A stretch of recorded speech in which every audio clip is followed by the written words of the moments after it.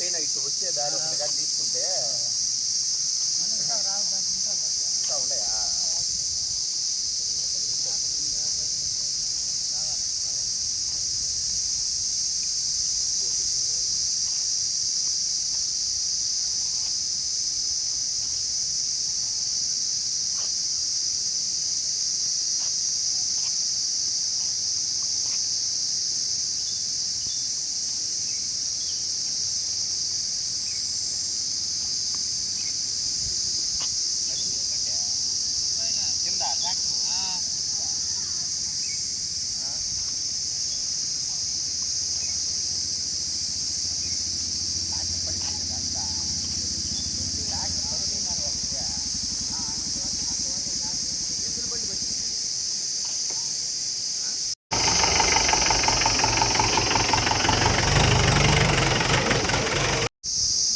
నా పేరు చేతయ్య, నేను కాస్ట్లో పనిచేస్తున్నాను.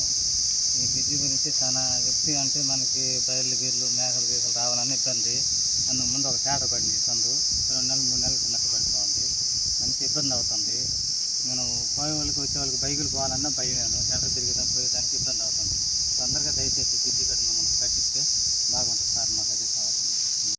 సంగం బ్యారేజ్ నుంచి కావల కాలువకు ప్రధాన రెగ్యులేటర్పై సంగంను అమరపనాయుడు కండ్రికను సంగం ముంబై హైవేను కలుపుతూ ఒకే ఒక బ్రిడ్జి ఉంది.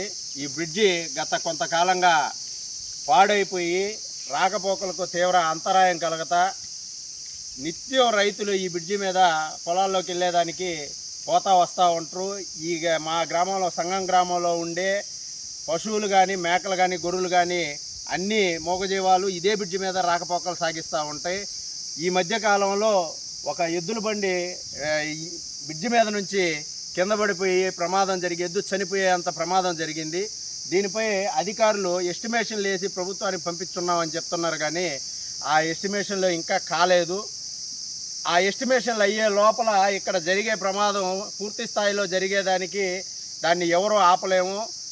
ఈ బ్రిడ్జిని దాతలు ఎవరైనా స్పందించి ఈ బ్రిడ్జి తాత్కాలికంగా నిర్మించేదానికి సహాయ సహకారాలు అందించి ప్రభుత్వం వారి నుంచి వచ్చే శాశ్వత నిర్మాణానికి ముందే దీన్ని తాత్కాలికంగా చేస్తే బాగుంటుందని చెప్పి మేము అనుకుంటూ, నా వంతుగా నేను ఒక 5,000 రూపాయలు ఈ బ్రిడ్జి నిర్మాణానికి ఇవ్వాలని అనుకుంటున్నాను. ఇంకెవరైనా ఈ గ్రామంలో నిత్యం ఈ దారిలో ప్రయాణించే రైతులు కానీ మరెవరైనా ఇక్కడ ఎటువంటి ప్రాణ నష్టం జరగకుండా మనం కాపాడాలనుకునే ప్రయత్నంలో భాగంగా ఎవరైనా స్పందించి ఈ కాలువకి చుట్టుపక్కల రైలింగ్ ఏర్పాటు చేసేదానికి సహాయం చేయాలని చెప్పి కోరుకుంటున్నాను.